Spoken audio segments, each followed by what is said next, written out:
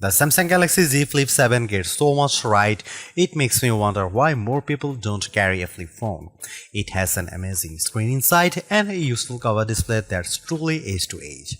I wish it had a better processor, and using Samsung's software can be a real drag, but this is still an excellent flip with capabilities competitors can't match, like Samsung's DeX. If you are curious, go check it out, slap it shut, and you will want to take it home. The Samsung Galaxy Z Flip 7 is a great flip phone that gives you the best Samsung's mobile might in a package that's innovative and polished. To say it's an improvement over past Galaxy flip phones would be an understatement. This is the flip I have been asking Samsung to make for years. It's not quite the best flip phone you can buy, but that's because flip phones have gotten really good, and the Galaxy Z Flip 7 makes a perfect argument for why flip phones may be today's best form factor. Think about it, what's better than a flip foldable? The Galaxy Z Flip 7 has a huge screen, the same 6.9 inches as the mighty Galaxy S25 Ultra, but it's smaller and lighter in every way, even before you fold it in half. And instead of the Ultra's questionable S Pen, the Flip 7 gives you a whole second screen to use. On top of that, it costs $200 less than an Ultra. Flip phones just make too much sense, so what's stopping them from being more popular? First, there is the durability question. The 7th generation of Samsung's flip phones still can't keep dust out, though it can handle being dunked in water thanks to its IP48 rating.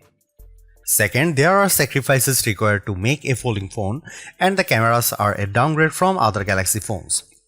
This year's Galaxy Z Fold 7 got a 200 main megapixel camera, but the Flip 7 keeps its 50 megapixel cameras on the back. There is no zoom, only wide and ultra wide. A 200 megapixel sensor would have elevated the disappointment of not having a 3x telephoto lens or better. Finally, the battery takes a hit with the Galaxy Z Flip 7, maybe too big of a hit. The Galaxy Z Flip 7 doesn't last long enough. I think this is more of a Samsung problem than a flip phone problem, because the Moto Razr Ultra offers great battery life, though it is marginally thicker and heavier than the Galaxy Z Flip 7.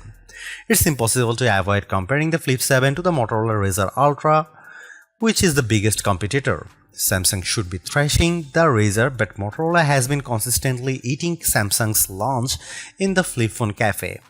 With the Flip 7, Samsung finally catches up to the Motorola on the cover display. Its cover display doesn't just fill the front of the phone, it features the thinnest bezels Samsung has ever used on a Galaxy phone screen. The Flip 7 can also, albeit with some difficulty, use every app on the cover display. You can navigate with all Trails maps, watch some TikTok, and play Vampire Survivors without opening the phone. Still, as Samsung takes a big leap forward, Motorola continues its slow and steady pace as the flip phone frontrunner. Today's Razr Ultra is faster than the Galaxy Z Flip 7 in every way. The processor is faster, games run faster, the screen refreshes faster, the battery even charges faster. Does all of the speed matter? Yes, but some folks will appreciate Samsung's deep features set and customization options more than a bit of extra speed. Samsung's One UI 8 is a powerhouse, especially if you mix business and pleasure on your smartphone. The Flip 7 also ships with Android 16, and this is the first time Samsung Foldable buyers haven't had to wait for an upgrade to the latest version of Android. Samsung promises 7 years of major Android updates and security patches, more than any competitor except Google. It has a good track record of delivering on such promises, while many Motorola fans are still waiting for promised updates for past Razr phones. It is time to consider a flip phone?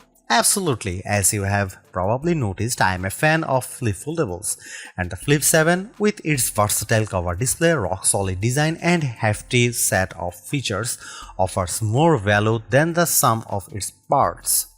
In fact, I think most people would appreciate the Flip 7 with its unique benefits more than other phones that don't make the small sacrifices. Ask yourself, does your phone need the tiny zoom camera? Wouldn't you rather have a phone you can slap shut and slip in your front pocket? And I use the cover display on my Galaxy Z Flip 7 far more than I use the S Pen on my Galaxy S25 Ultra. I am rooting for flip phones, and the Galaxy Z Flip 7 is an exceptional flip for serious smartphone users. The Galaxy Z Flip 7 starts at $1,099 US, which is the same price as last year's Z Flip 6. The price seems reasonable to me considering that you are getting two displays for the price of one, plus glass that bends in half like a dang magic trick. Galaxy Z Flip phones used to seem pricey, but the rest of the phone world has slowly crept up to meet Samsung. And now $1,099 US actually seems fair, especially if you are getting this phone from your carrier with a steep discount. The Galaxy Z Flip 7 costs more than an iPhone 16 Pro and less than an iPhone 16 Pro Max. It costs the same as a Google Pixel 9 Pro XL or Samsung's new and thin Galaxy S25 Edge. Most importantly, the Flip 7 costs less than the new Motorola Razr Ultra 2025 in the US, where the Razr Ultra starts at $1,299 US. At launch, the Galaxy Z Flip 7 only comes in 4 colors, while last year's Flip 6 was available in 7 hues. Mint and color red are exciting. Jet black and blue shadow are more staid. I wish Samsung would try something unique with its materials and finish, but it likes to dress the entire product family in the same sweater for holidays portraits, so all the Galaxy phones look alike finish-wise. When Samsung admitted that the Galaxy Z Flip 7 would use its own Exynos 2500 processor instead of the Snapdragon 8 Elite for Galaxy found in every other flagship Galaxy phone this year, it was like a record scratch moment from a comedy show. Rumors suggest this would have been the CPU inside every Galaxy S25 phone, but Samsung changed its plan late in the game on those phones. Instead, this new Samsung chip debuted in the Galaxy Z Flip 7. The display is bigger this year, up to 6.9 inches for the internal display from 6.7 inches last year, and the phone is 4mm wider to accommodate this. Otherwise, the specs are mostly unchanged from the Flip 6, 12GB of RAM, a 50MP wide camera, and a 12MP ultra wide, Wi-Fi 7, Gorilla Glass Victus 2 on the back cover. The battery is larger this year, but maybe not as big as it needs to be. After years of me complaining that the Galaxy Z Flip wasn't using enough of its cover space for the front screen, Samsung finally listened. The 4.1-inch screen on the front of the Galaxy Z Flip 7 takes up every possible inch. Samsung says it has the thinnest bezel ever on a Galaxy phone. The Flip 7's cover screen looks like the future of phone displays, and I am excited for the internal screen to catch up with a bezel this slim. Otherwise, the phone is a standard 2025 Galaxy model. It has flat sides with the power and volume buttons on the right. The power key acts as an effective fingerprint scanner, though it's more recessed than the power button on other Galaxy phones, and it was hard to find in the dark. I could rave about the new cover display again, but I will start with the impressive inner screen because the Galaxy Z Flip 7 has been very satisfying to use thanks to this exceptionally bright and clear AMOLED. It was always a joy to open even in bright outdoor light. Don't worry about the crease on the inner screen, it's completely invisible when you are using the phone, and it never bothered my fingers when I was swiping across the screen. After all these years, it still feels like a magic trick to fold a piece of glass in half, and it still shocks friends who haven't seen a flip foldable in person before. The Galaxy Z Flip 7's cover display is, as I have mentioned, also spectacular. The ultra-thin bezels make it seem to disappear, and you get plenty of room to work with apps and widgets on the 4.1-inch space. It's a great improvement to the Flip phone, and one I have been impatiently waiting to see. If you want a smartphone you can tweak and customize to your heart's content, get a Samsung phone. If you prefer something simpler, You can still grit your teeth and ignore most of the settings, the pop-up features, and the extra steps required to make things work.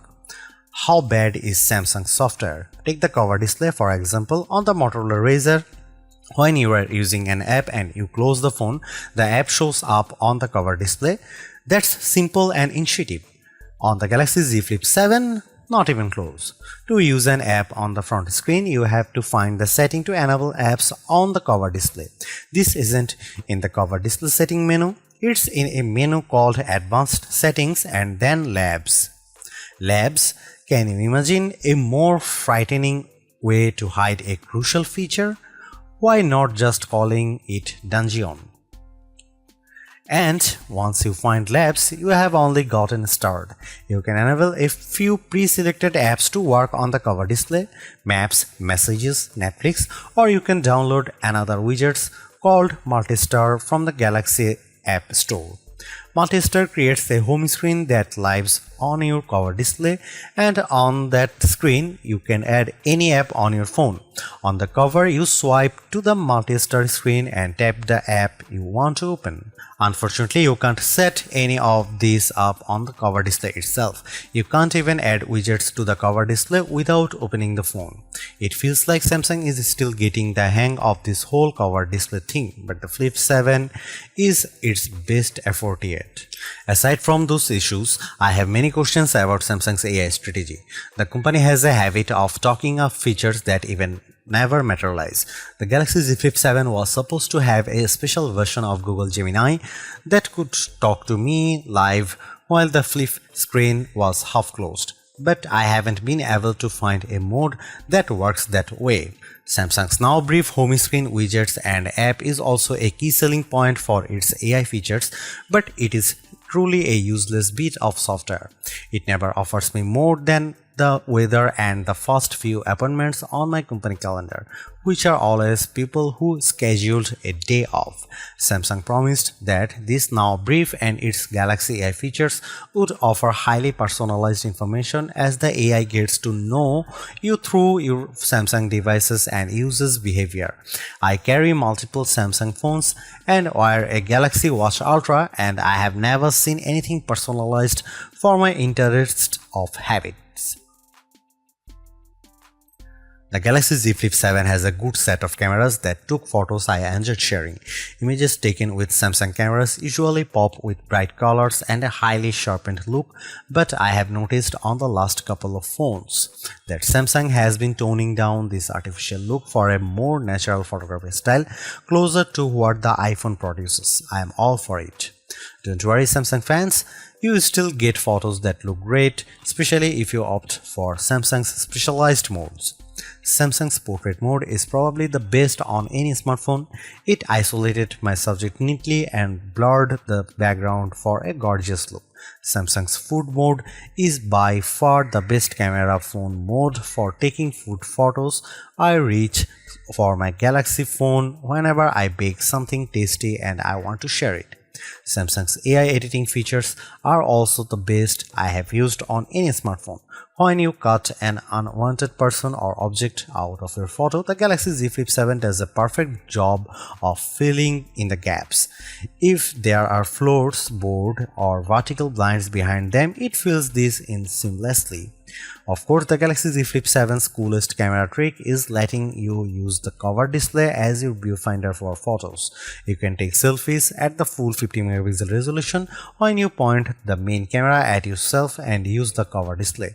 You can also set the phone in an interesting position, way down low or hanging from up high, and then take shots with voice commands or by signaling the camera with a wave.